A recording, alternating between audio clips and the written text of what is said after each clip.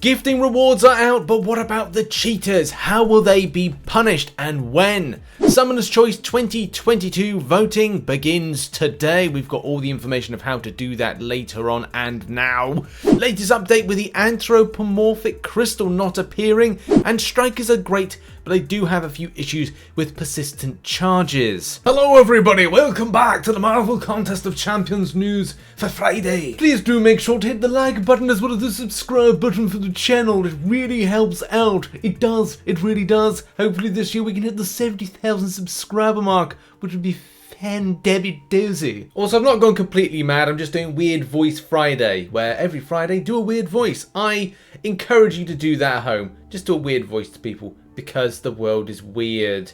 Why not make it weirder?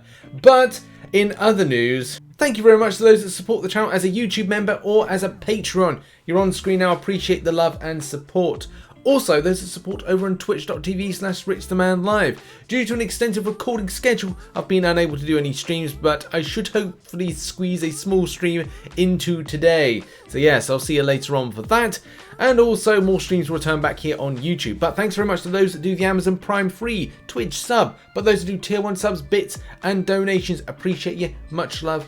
And yeah, I will see you later on. Now, in any case, we've got to jump into action and talk about some stuff that's going right and going wrong within the game. The first thing we'll talk about is something that's going wrong. For the last 2 days, I've been talking about the issues with the Anthropomorphic crystal. This has been problematic with side events being downed and solo quests being downed and then brought back again. And right the way through to the crystal shard not actually appearing correctly, and also the main thing, which is that if you go to the crystal tab, for some players it's still not there. As we've covered this on the channel, it's been a case that there's been some issues where this has not been on one account but has been on another account. So what is actually going on?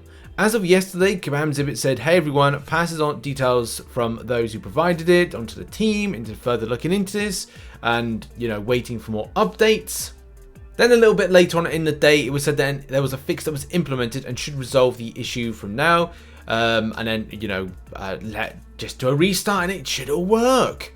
And let's see where we're up to. Unfortunately, it has not worked. Yeah, we're up to that. So yeah, okay. It's not working. It's sad, but yeah. This is.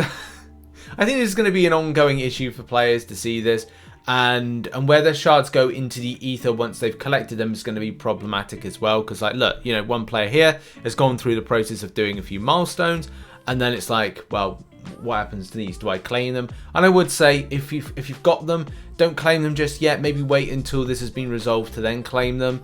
If you have claimed them, Kabam have to acknowledge giving you those shards because you've earned them. So yeah, Kabam have got to get this sorted regardless. And it's back to the drawing board with Kabam trying to fix this then. And now we move on to 2 micro stories. Micro story number 1 is all about a little message that got sent out to players to say that the Alliance War season has started. Not sure if this went out to everybody. Do bear in mind a lot of these kind of messages are pre-scheduled by Kabam, and sometimes, I'd say most of the time, we hope Kabam know that they have got to stop sending these out, or kind of stop that, yeah, just like delete them before they go out to players to let them know, hey, something started that we've actually cancelled, but unfortunately it doesn't always come off that way. Yeah, so just to kind of let you know, the Alliance War season has indeed, is not going ahead. If you have received the in-game mail, as Kabam says here, hey, their season is still being delayed, we'll be sure to let everyone know when the new start date is finalised. So yeah, still, you know, up in the air with that one, and the less we say about that, the better. And it's a Summoner's Choice 2022. Yes, it's time to lobby for your favourite champions to come into the mix to then, you know, be put into game. And the voting starts as of today. So later today, it will start January 7th, and then there's going to be a next round on January 14th, January 21st, and then the winner will be announced. Well, I'd say announced on January 31st, but you know, you never know really with this stuff. Sometimes it all doesn't go to a plan. There's different brackets of voting between Armor, bracket 1 with Armor, Danny Moonstone, Agatha Harkness, Kushala. And then we've got bracket 2, which is Beta Ray Bill, Crystal, Bullseye, Baron, Zemo. And bracket 3, which is Spider-Woman, Quicksilver, Hobgoblin, Prowler in that one. The way this all works, which Kabam have alluded to on Twitter, is that you will, each round, players will be able to compile votes by playing Marvel Contest of Champions. And we don't know what that is exactly. I think there's an arena that you have to do. Hopefully there's some, cool stuff to grab in that arena. Because, hey, sometimes people don't want to be grinding arena. But the voting is important. And do bear in mind what the opinion polls have been on Twitter, on the forums and on Reddit. It doesn't mean to say that is how the voting is going to go. I think a lot of us know who's gonna win overall, but anything can really happen, and it could be pretty crazy, especially with the Twitter wildcard vote, which is the champion with the most retweets on the official Marvel Contest of Champions Twitter page will automatically move on to round 2. Voting takes place from January 7th to January 14th, so next week with that one. So yeah, this is a very fun, exciting time. So do get involved with this. I think it's like, it's just a bit of fun, and that's the thing about it. I think a lot of us know who might win, but it's a bit of fun at the end of the day. So yeah, get involved, ladies and gentlemen, get involved. It's going to be fun, it's going to be funky. Strikers are the next thing that we're going to be talking about, and the good and the bad with them. So the good thing, good for me, I love them. I love strikers, I think they're great. But I know that there are people that aren't really kind of a massive fan of this. I think that they add just this extra depth of kind of fight mechanic, especially where you're interacting. I've seen a few people have some takes on the way the button placements are even, and even here the button placement of where strikers are, which is kind of like here. Some people are saying oh well, it's not too much of an issue for me. We're accidentally doing this or that because I put my fingers in this space here and this space right here. Can I get some red circles? Yeah. So people were putting their kind of thumb placements here where the red marker is, and then red there where the other is. It's well, that's not really the point. The point is that when you don't keep them there all the time, do you? You have to throw something called a special attack. So what you have to do is bring your thumb down to kind of click on the button right here, unless you're playing claw, which is a bit of a weird thing to think about with Marvel Contest of Champions. But you have to bring your thumb placement down to there. And a lot of times when you're kind of doing that, it's kind of, they're kind of really close to the main button for the special attack. If you are looking towards the fight and, concentrating, when you're driving, you're looking at the road. The same thing where you're looking at the road from this angle and not looking down. So you want to have a more of a sixth sense with the matter when throwing it. So sometimes I have seen people kind of coming down and kind of accidentally throwing the striker when they want to throw the special attack, or kind of vice versa, where they want to choose one or the other.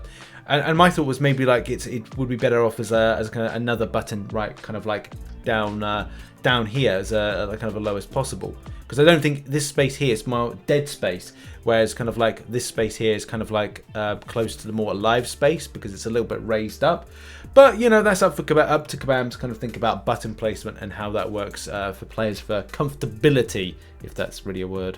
This really can be seen with certain devices and its placement. Look here, this is what I was talking about, the idea of it's raised up on certain devices, and it should be right down kind of boxed in. It's great on iPad, I must admit. I haven't had too many issues with the button placement. I'd say the biggest thing that comes with strikers is its interaction with relics. As a lot of you know, if you followed the dev diaries, as I have, as many other players know, that relics will play a part in how strikers are formed. We're basically kind of looking at, this is what it's going to be like in the fight.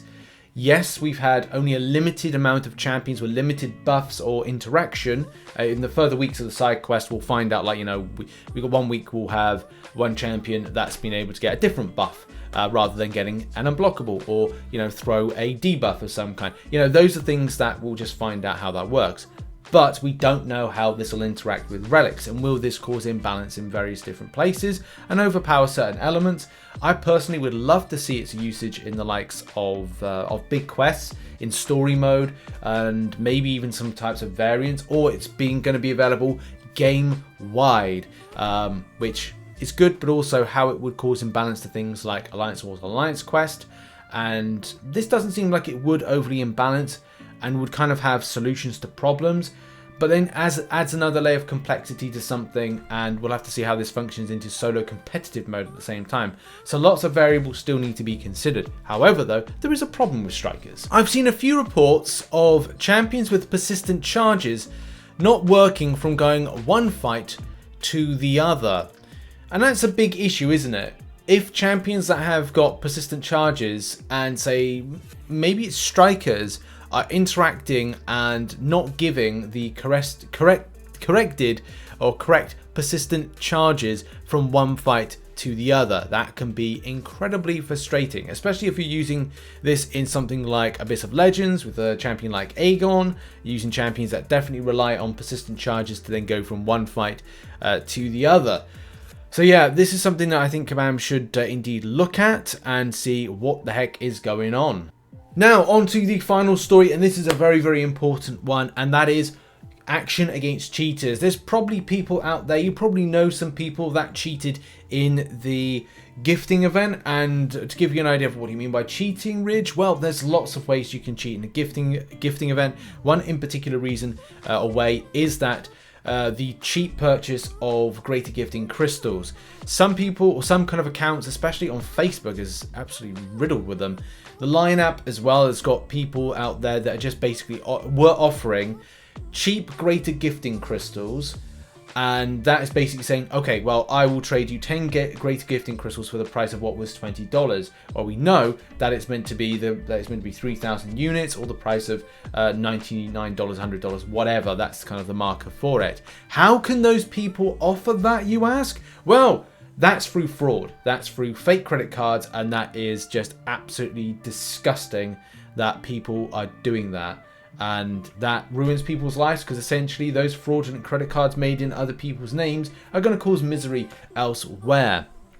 And how this is all kind of like catalogued, and how it's, and also like, you know, by buying like those iTunes cards or buying Google Play cards in order to kind of get, you know, fund the means of this, so they kind of like put it through other systems. It's very silly in any case, like they do that, because what they do is they have a traceability from that, because it basically goes like this. It goes, oh, here's a fraudulent person right here. It's just got a load of money for a fake credit card. They then go into a game like Marvel Contest of Champions and they trade to somebody. So therefore what they've done is Kabam now know the person that has kind of done all these kind of like fraudulent credit card things, and kind of then looked at, oh, hang on, then there's going to be somebody that they've traded to. So they've now got the name of that person they traded to, which has probably gone through the transaction of those cheap units. So yeah, good luck to the people. You're going to be banned very, very soon. So enjoy your stuff while it lasts. But you might want to know, well, what are Kabam doing about it? Because at the end of the day, the rewards have gone out. These people have probably got their rewards and gone like, haha, I got away with it. Yeah, that's me sorted. Well, look, there's more still to come with this cheating absolute rubbish. So Kabam Mike did put on yesterday about this and say, to be clear about this, the first round of action is aimed at those in the rank rewards, but that doesn't mean we won't take action against those that use third-party sellers, bots, etc. So, you know, even though these people have got their rewards right now from what, you know, was gone out yesterday, early today, whatever, that, you know, their comeuppance will come. But it's going to be a bit more detailed than that. To do that, we need more information from our partners, though, and don't have access to that on demand. So yeah, they're going to have to get those records from Google Play, from iTunes, and start the process of finding who they are. When they share that info with us, we'll take action on both those that sold the gifts as well as those that bought them. And do bear in mind that these accounts would have had to be in level 40 plus. So they would have been substantial accounts that have been created, as we have done in the past. So expect a ban wave. Yeah, that's going to be coming some point. So yeah, I'm going to be covering that whenever that happens. But at least to say that's how they've got to take the action, because getting that info from Google Play and iTunes is going to take a long time. A long time. There's a lot of like scuffy things and disgusting things that come with it. So the comeuppance will come, and that's really it on that particular side of things right there. And that's been a Marvel Contest of Champions news show for Friday. There will be the Cavalier cheat sheet out later on today. I finished it late last night, but I need to kind of quickly do the video and then put it out on the Google Drive link, and as well on Excel for those on Discord, and as well for the video. So yeah, check out that video later on, and we'll be doing a Summoner's Choice vote video later on today as well as loads of content over the weekend. weekend. Appreciate you. Have a good day, whatever you're doing. Bye-bye for now.